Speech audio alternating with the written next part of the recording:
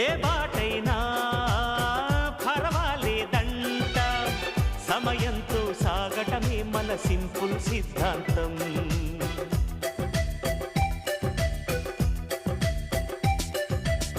చిరుగాలికి పరిమళమిచ్చే సిరిమల్లెల వనమై ఉందాం, గగనాన్ని నేలను కలిపే హరివిల్లుల బంతెన అవుదాం. ఆనందం అంటే అర్థం మనమందా, ప్రతి పూట పాతై సాగే హుషారు సరిగమలో. ఎన్నో ఎన్నో రాగాలుండే సంగీతం కాదు